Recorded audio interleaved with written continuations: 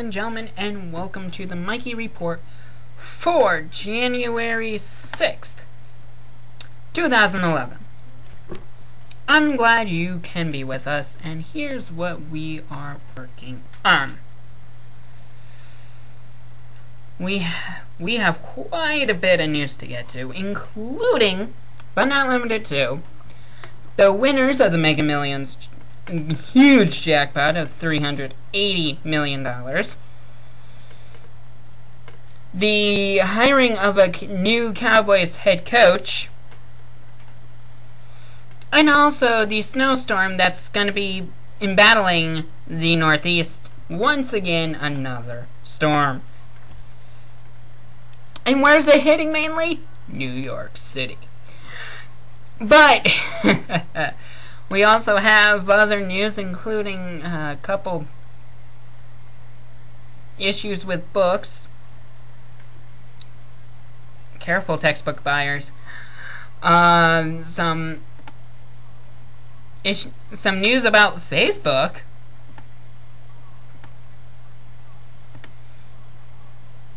And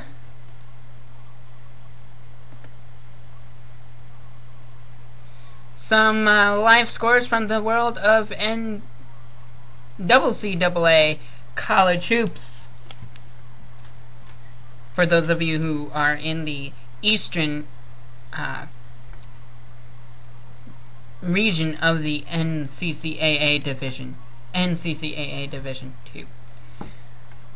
2. But first, I want to get to the winners of this jackpot, the Mega Millions jackpot from Olympia, Washington. $380 million. The winners, Jim and Carolyn McCullough, 23 grandchildren.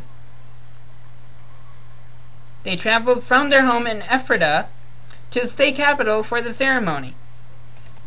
Jim bought the ticket, said his luck includes having come back from hospital stays where he was pronounced dead 3 times, accepted the oversized check, and then promptly handed over to his wife.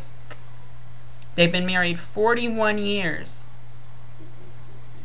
As his family looked on, I know what to do with this check.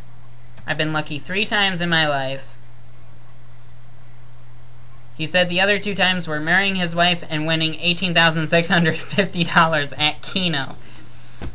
He suffered from heart issues, including 3 heart attacks, receiving 25 medicals, and receiving 12 medical stents, and pronounced dead 3 times at Wenatchee, Washington. He and his wife would be helping his family and others, citing a desire to pay it forward. 68 and most recently a real estate agent, McCullough said he retired from Boeing after 20 years in management. So it's definitely 6 children, 23 grandchildren, and 5 great-grandchildren, according to a website entry for the real estate company he worked at. Born a Christian, will die a Christian. He woke up his wife after drawing on Tuesday to tell her they had won. The winning numbers were 4, 8, 15, 25, and 47, Mega Ball being 42. He was pale, shaking. She thought I was having a heart attack. She asked him how he was. He told her, "I'm perfect." Governor was on hand to congratulate them and joked beforehand that she might ask if the family could help with the state's multi-billion-dollar budget deficit. Governor said, "I'm going to go over at lunch and congratulate him and his wife and ask them what they're going to do with all that money, and then I'm going to be honest with them and ask if I can borrow it." In Idaho, officials waited for the other lucky ticket holder to come forward to claim half the prize. That ticket was purchased in Post Falls, just 125 miles from Ephrata.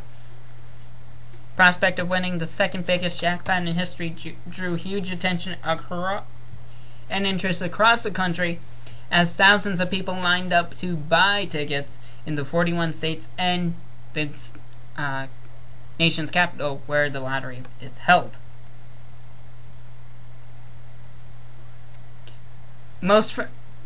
A day after all eyes were on the region where most of the nation's frozen French fries are produced, and on the similarity between the digits and the ones used by a character on TV show Lost. Winners had to match 5 numbers, the regular numbers plus the Mega Ball.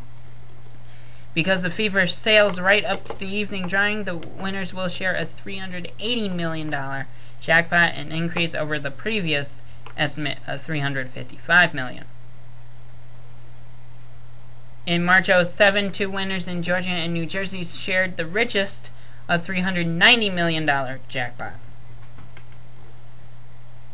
In Idaho, lucky winner also had the option of taking a nearly $81 million lump sum payment after state and federal were withheld, according to the exec director of the Idaho Lottery.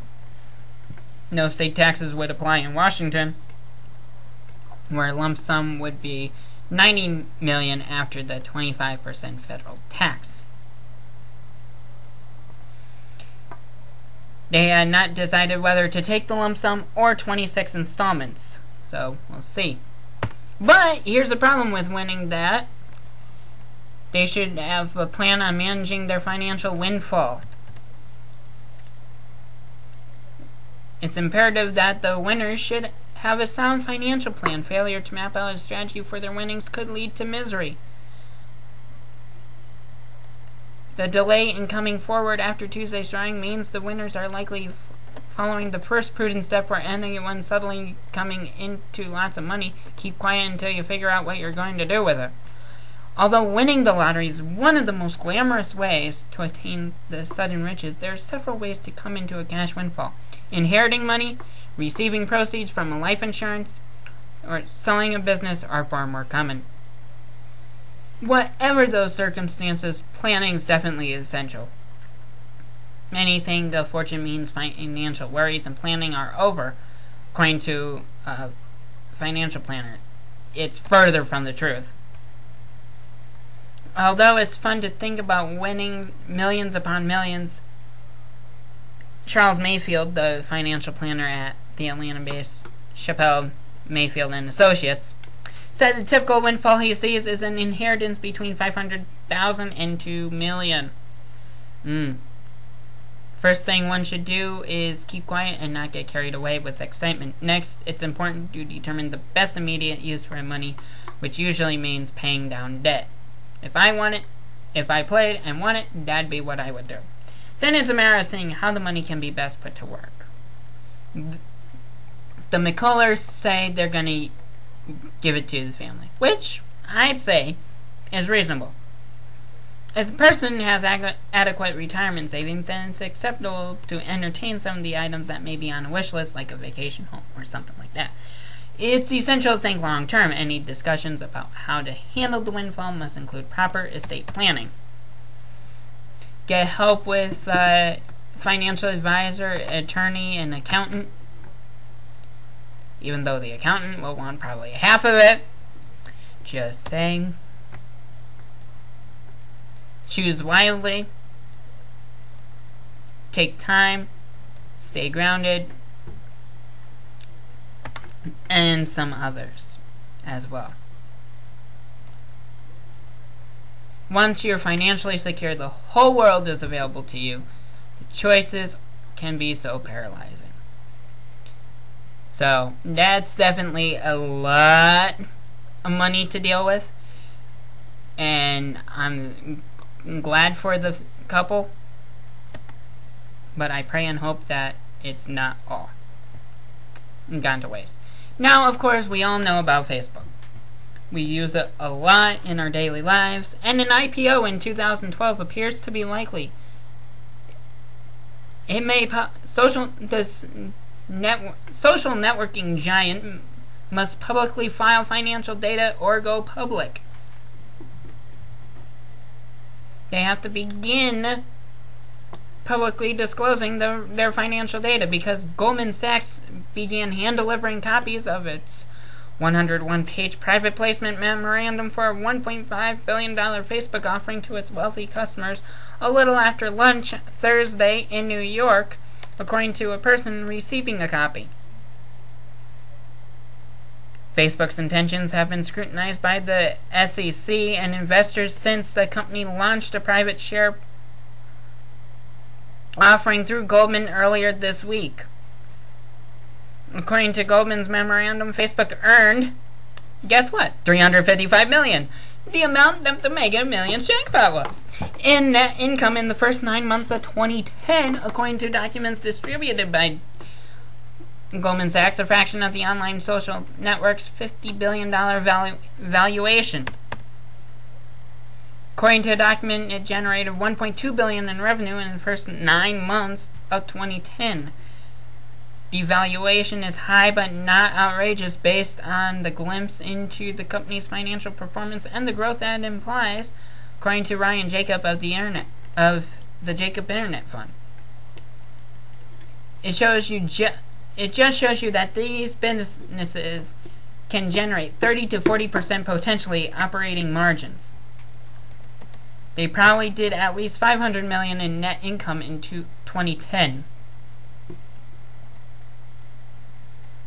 He received this customer who received the memorandum said he received a separate 6-page financial statement containing information on the company on Facebook. The document provides some of the most detailed financial information yet about Facebook, which Goldman recently valued at $50 billion in a separate $450 million funding. This year you can make the case that they're probably going to be north of $800 million and probably close to $1 billion, according to Jacob. Facebook rep declined comment. Wonder why. Facebook was founded in a Harvard dorm room in 2004 and now has more than 500 million users because it's not just using college students anymore. And it's challenging big web businesses like Google and Yahoo for users' time online and for advertising dollars. Goldman's customers are seeking buy shares in the privately held Facebook will invest money into a newly formed Delaware entity called FBDC Investors LP, according to the source. Corporate records show that the Investors was incorporated in Delaware yesterday. Goldman customers have until Friday to commit to investing in the new entity and until next Tuesday to wire money to the Wall Street firm. So, we'll be back with more news after this.